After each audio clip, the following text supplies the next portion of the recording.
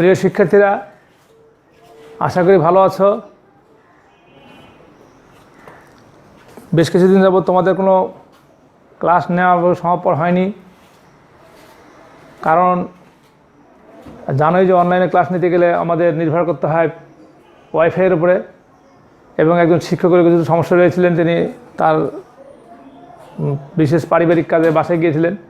সঙ্গত কারণে ভিডিও ধারণ করার মতো টিচার না থাকায় তোমাদের ক্লাসগুলো নেওয়া সম্ভব হয়নি। আজকে আমি তোমাদের জন্য প্রথমে বাংলা ক্লাসে নিয়ে যাচ্ছি তোমাদেরকে। প্রথমে রয়েছে দেখো শূন্যস্থান পূরণ। শূন্যস্থান পূরণে তোমাদের যদি গল্পটা ভালো করে পড়া থাকে তাহলে কোনো সমস্যা হবে না, তবে যদি পড়া না থাকে ভালো করে পড়ে নেবে। এটা মুক্তিযুদ্ধের একটি সোনালী পাতা গল্প থেকে নেয়া কিছু লাইন, সেখানে মাঝে মাঝে গ্যাপ দেওয়া রয়েছে। সেই গ্যাপগুলো আমি এখন পূরণ করে দেখাবো।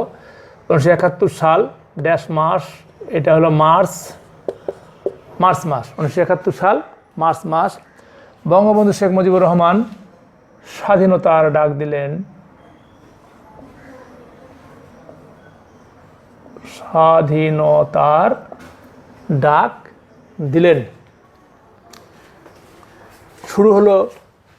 শুরু হলো মুক্তিযুদ্ধ। তাহলে 1971 সাল মার্চ মাস বঙ্গবন্ধু শেখ মুজিবুর রহমান স্বাধীনতার ডাক দিলেন। শুরু হলো মুক্তিযুদ্ধ। সারা দেশে চলছিল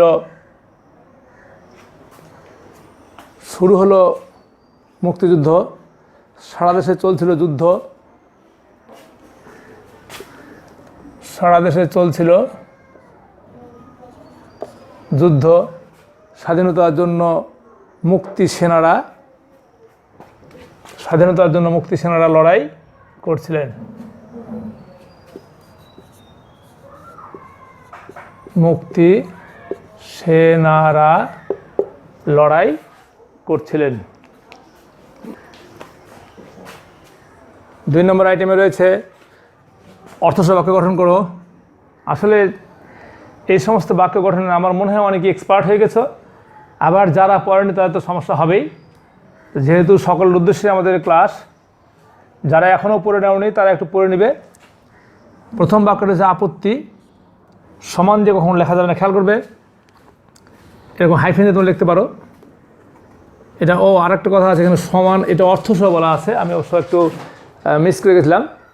তো অর্থসহ হলে অবশ্যই সমান চিহ্ন ব্যবহার করবে, অর্থটা লিখবে। আপত্তি অর্থ অমত, আপত্তি অর্থ হচ্ছে অমত।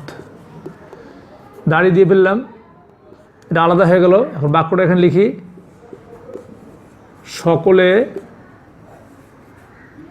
সকলে কিন্তু আবার সকালে না, সকলে আবার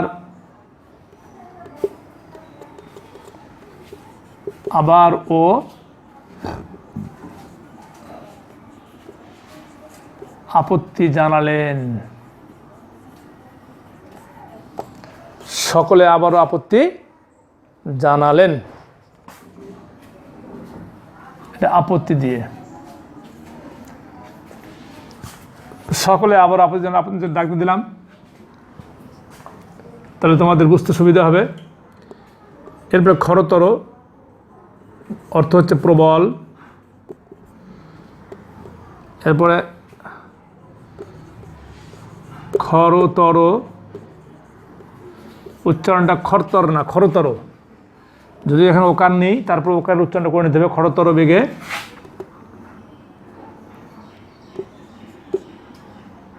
নৌকা চলছে অথবা স্রোত বইছে। খরতর বেগে স্রোত বইছে বা খরতর বেগে নৌকা চলছে, এগুলো হতে পারে। প্রবল বেগে আর কি, জোরে সোরে। মুক্তিযুদ্ধ, দেশকে স্বাধীন করার লড়াই, দেশকে স্বাধীন করার লড়াই। লড়াই বানানটা ডাবল রেখাটা মুক্তিযুদ্ধ, দেশকে স্বাধীন করার লড়াই। এখন 1971 সালে এ দেশে মুক্তিযুদ্ধ হয়েছিল। 1971 সালে এদেশে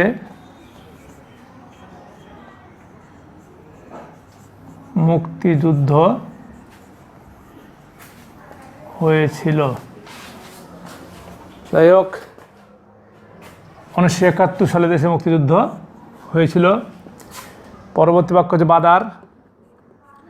এখন বাদার দিয়ে যদি কেউ লেখে বনে বাদারের সাপ থেকে, তাহলে একটু সমস্যা আছে, সেটা হলো তোমাকে হাইফেন ব্যবহার করতে হবে বন এবং বাদারের মাঝখানে। আর শুধু বাদার দিয়ে যদি কেউ বাক্য ব্যবহার করে তাও হবে। একটু শুনতে হয়তো শ্রুতিমধুর কম হবে। আমরা যদি লিখি বাদারে, বাদারে সাপ থাকে, অসুবিধা নাই। বাদার অর্থ জঙ্গল। বাদার অর্থ জঙ্গল। তাহলে আমরা বাক্যটা কি করতে পারি? বাদারে সাপ থাকে।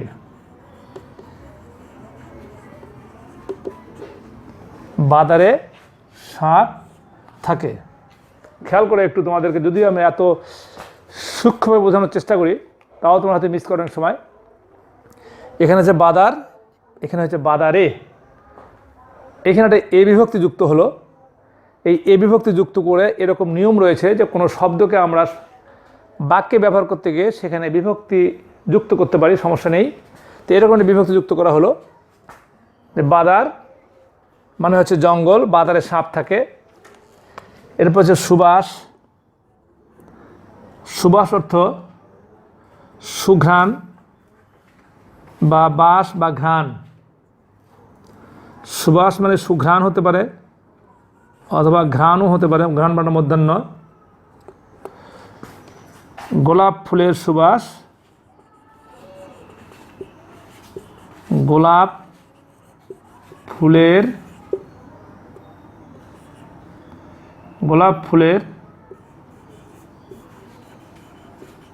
সুবাস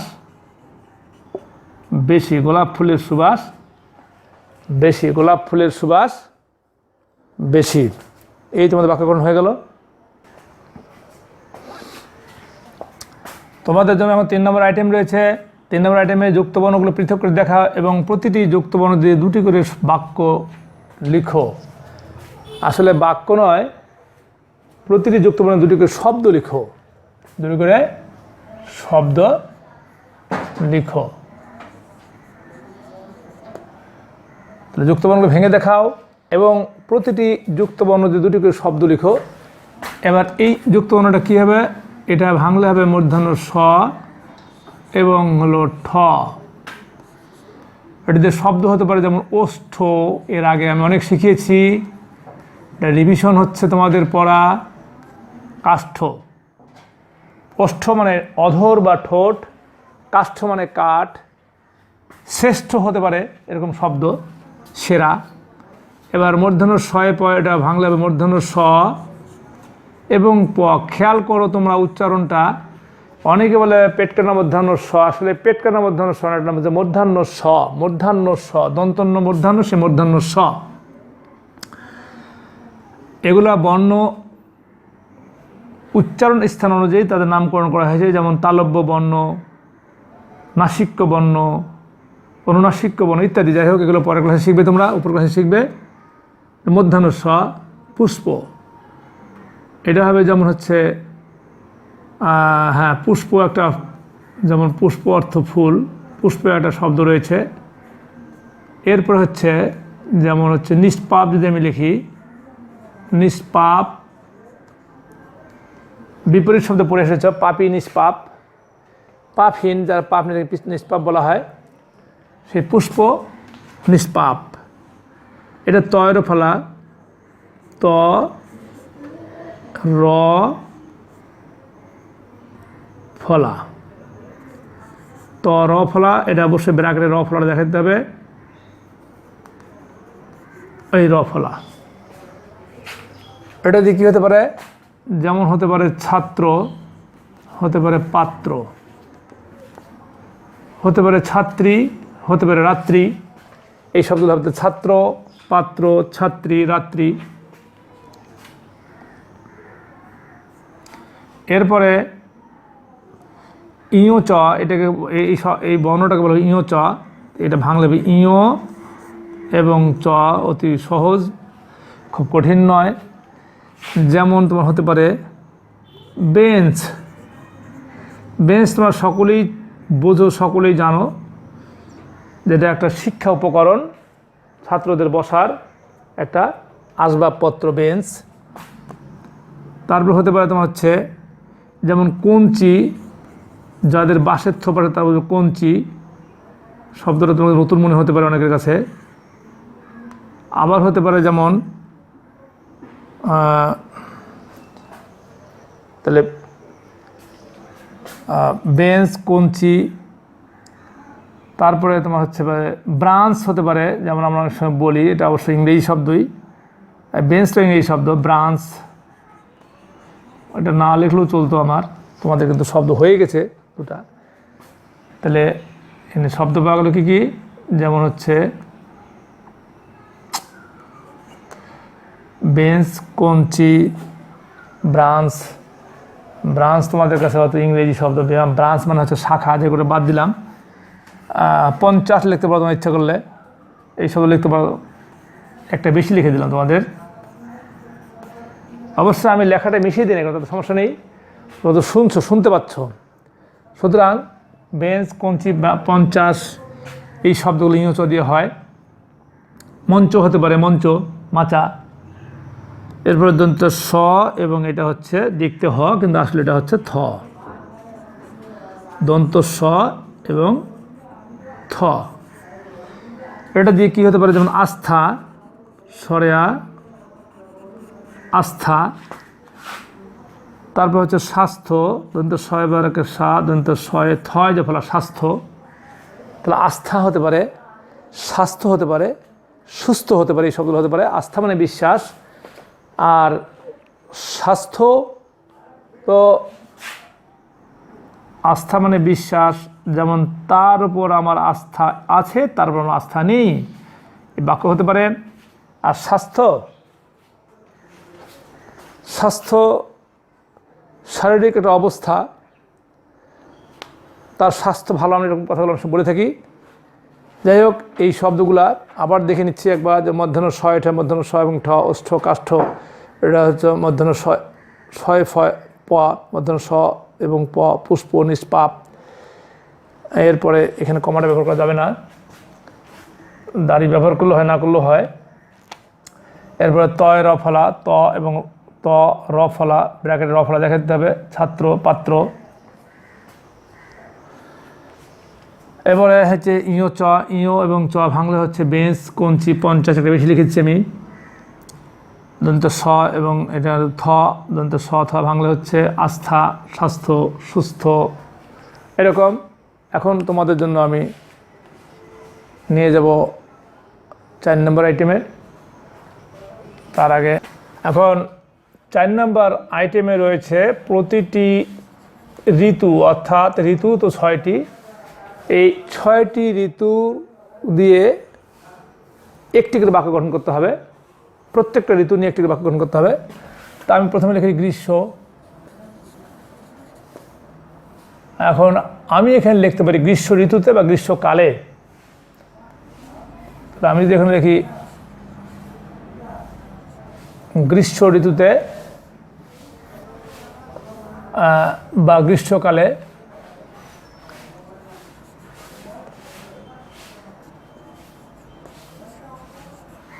মূর্ধন্য শয়ে ময়ে, গ্রীষ্ম ঋতুতে যদি তুমি লেখো,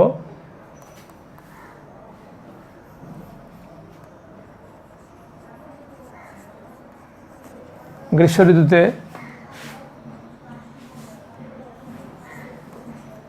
প্রচুর গরম গরম বসানোরা পরে বানানোটা বেরোনো করে, বা গ্রীষ্মতে প্রচণ্ড বেগে ঝড় হয়, এটা বলতে পারতো ইচ্ছা করলে।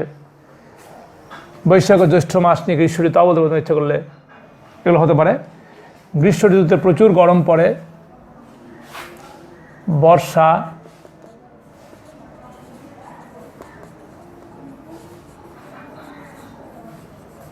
বর্ষা ঋতুতে প্রচুর বৃষ্টিপাত হয়, প্রচুর বৃষ্টিপাত হয়, মানে বৃষ্টি হয় আর কি। তুমি যদি বৃষ্টিপাত না লোকে বৃষ্টি হয় তাও হবে। বর্ষা ঋতুতে প্রচুর বৃষ্টি হয়।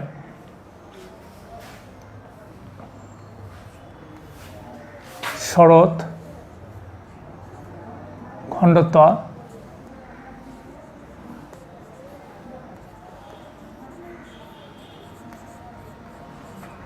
শরৎ ঋতুতে কাশ ও শিউলি ফুল ফোটে। আমি শিউলি লিখলাম, শিউলি ফুল ফোটে। হেমন্ত কৃষকের জন্য একটা অত্যন্ত গুরুত্বপূর্ণ ঋতু। হেমন্ত ঋতুতে ধান পাকে।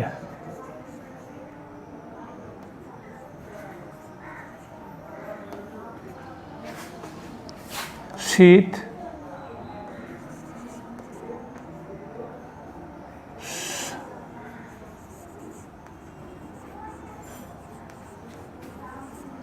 ঋতুতে প্রচুর ঠান্ডা, মধ্যাহ্ন আকার, প্রচুর ঠান্ডা। পরে পরে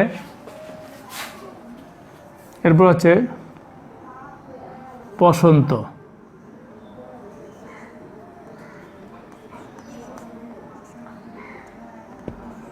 বসন্ত বছরের শেষ ঋতু। বসন্তকে বলা হয়, বা বসন্ত ঋতুকে ঋতুরাজা বলা হয়। এখন যদি বসন্ত ঋতুতে লেখো তাহলে লিখতে পারো বসন্ত ঋতুকে, ঋতুতে হবে না, ঋতুকে। অথবা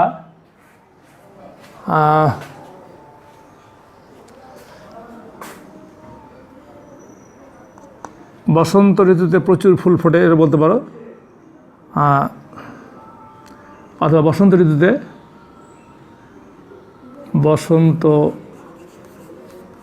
ঋতুতে কোকিল ডাকে বা কোকিলের গান শোনা যায়। বসন্ত ঋতুতে কোকিল ডাকে বা কোকিলের গান শোনা যায়। আবার দেখে নিই একবার, রিভিশন। গ্রীষ্ম ঋতুতে প্রচুর গরম পড়ে। বর্ষা ঋতুতে প্রচুর বৃষ্টিপাত হয়। শরৎ ঋতুতে শিউলি ফুল ফোটে, অবশ্য কাশফুলও ফোটে। হেমন্ত ঋতুতে ধান পাকে। শীত ঋতুতে প্রচুর ঠান্ডা পড়ে। বসন্ত ঋতুতে কোকিল ডাকে বা বসন্ত ঋতুতে কোকিলের গান শোনা যায়। এবার তোমাদের জন্য রয়েছে কিছু বাড়ির কাজ।